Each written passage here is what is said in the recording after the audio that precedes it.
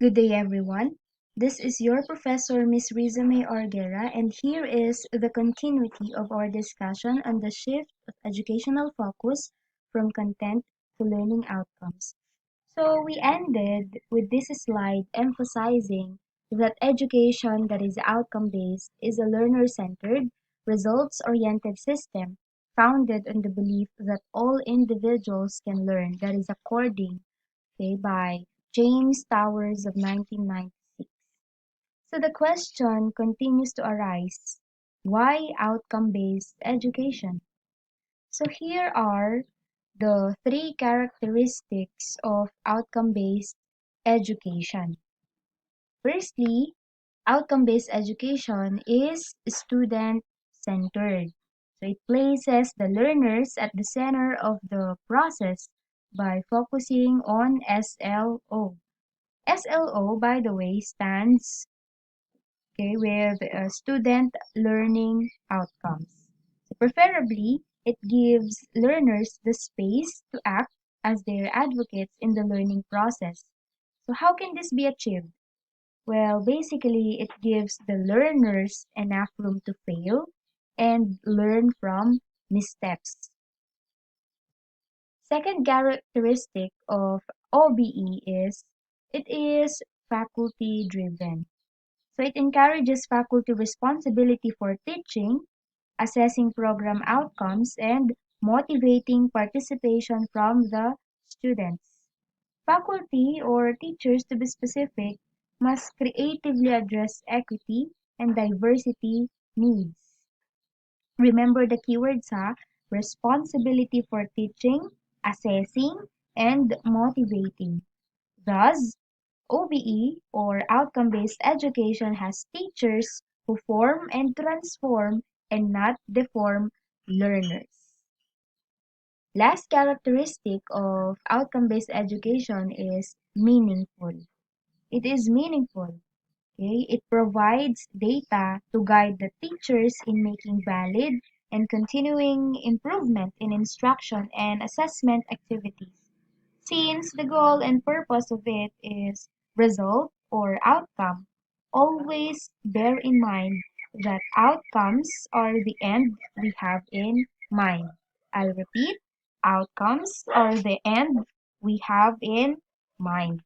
Okay, since you are now familiar with what outcome education is, of course, it is also important that implementation of this system takes place.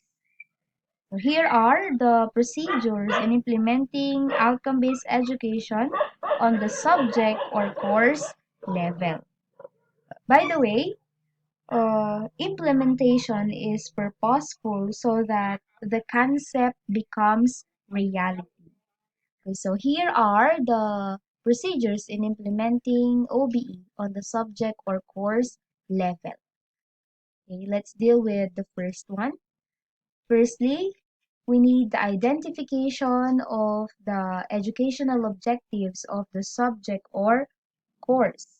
So educational objectives are broad goals that the subject or course expects to achieve. So this is relevant so that learners will know or be able to do as a result of having attended on an educational program or activity. Okay, so they define in general terms the knowledge, skills, and attitudes that the teacher will help students to attain. Take note, objectives are stated from the point of view of the teacher, such as you have an example to develop, to provide, to enhance, to inculcate, and etc. Okay. Next one, after identifying the educational objectives of the subject or course, we have also to know, okay, and to perform the listing of learning outcomes specified for each subject or course objectives. Since subject or course objectives are broadly stated, they do not provide detailed guide to be teachable and measurable. Learning outcomes are stated as concrete active verbs such as to demonstrate, what else? To explain, to differentiate, to illustrate, and more. So a good source of learning outcomes statements is the Taxonomy of Educational Objectives by Benjamin Bloom. So I know that you are familiar with this taxonomy of educational objectives. Okay, so the Bloom's taxonomy of educational objective is grouped into three. So may we just have a simple recapitulation of the three groups of Bloom's taxonomy. So we have cognitive, psychomotor, and affective. May we have also a simple definition of it one by one. First one, we have cognitive. So cognitive is also called knowledge.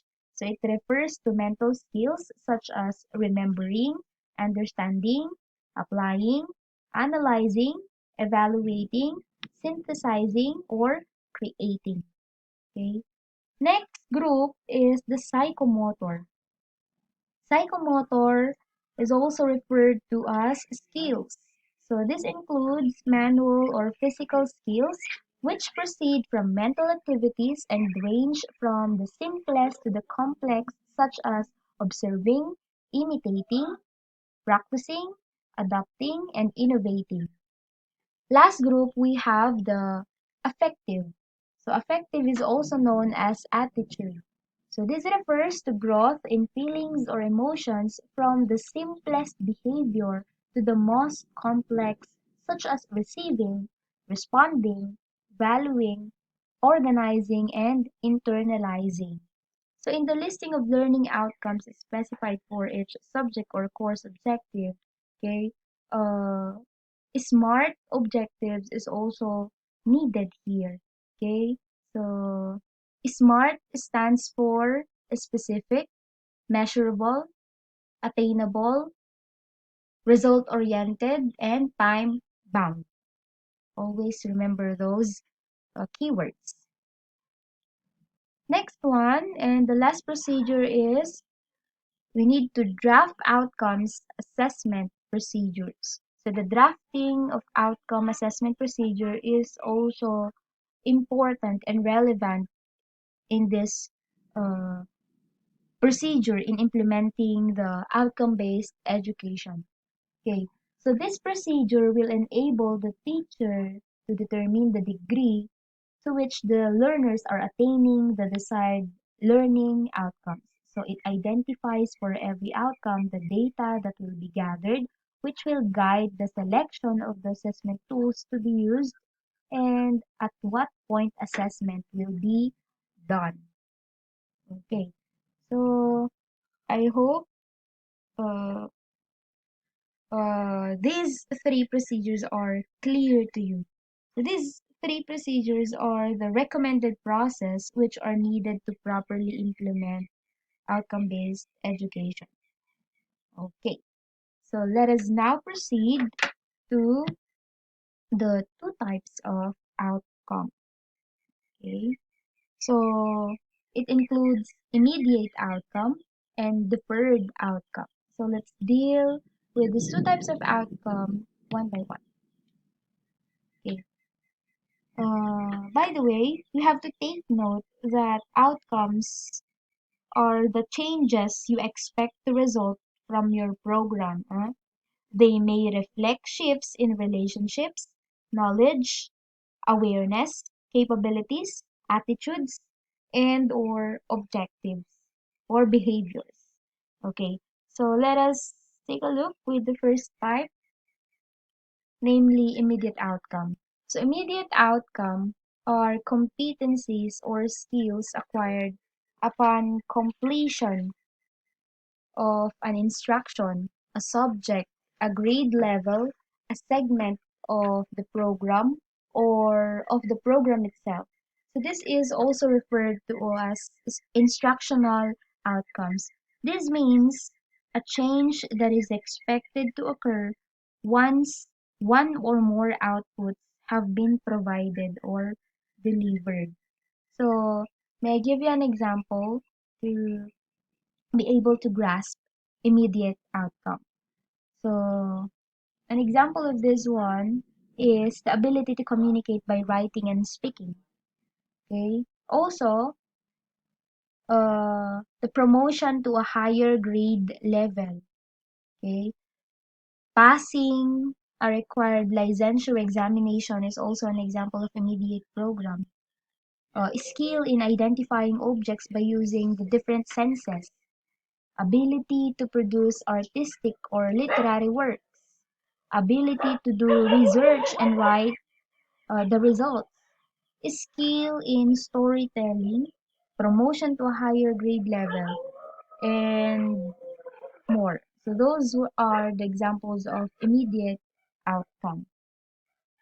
Basically, immediate outcome, okay, to be simpler, okay, is that the immediate change that is expected to occur after the output. I hope I hope you got the point. Okay. Next one is the deferred outcome. When we talk about deferred outcome, it refers to the ability to apply cognitive, psychomotor, and affective skills or competencies in various situations many years after completion of a degree program. Take note, okay? Applying the skills or competencies many years after the completion of a program. So, an example of this one is the promotion in a job, okay? Awards and recognition, okay? Success in professional practice or occupation, okay? Success in career planning, health, and wellness. So those are examples of deferred outcomes. By the way, this outcome is also referred to as institutional outcome, okay? Deferred outcome is also referred to as institutional outcome. Take note of it. Basically, class, to cut the story short, immediate means reward now, and deferred means reward later. Okay, so those are, okay, the two types of outcome. Okay. Now we have also the different levels of outcomes in outcome-based education. Okay, take note, I will only be providing you the definitions of the following since these will be discussed in detail in the next chapters. Okay, so I will not give further explanation of it, just mainly definition, because we will also be dealing with these levels, okay, as we go on with the different chapters of this subject. Okay. So these are different levels. It includes institutional outcomes, program outcomes, course or subject outcomes, learning or instructional outcomes. Okay, firstly, institutional outcome. So these are statements of what graduates of an educational institution are supposed to be able to do beyond graduation. Okay. Next one is the program outcome. So these are what graduates of particular educational programs or degrees are able to do at the completion of the degree or program. Next one is the course or subject outcome. So these are what students should be able to demonstrate at the end of a course or a subject. Okay, lastly, learning or instructional outcome. So these are what students should be able to do after a lesson or instruction. Okay. Class, always remember that there are 1,000 excuses for failure, but never a good reason. That is according to Mark Twain. So that ends our discussion on chapter 1. Thank you and God bless. I hope you have learned something today. Have you learned something today?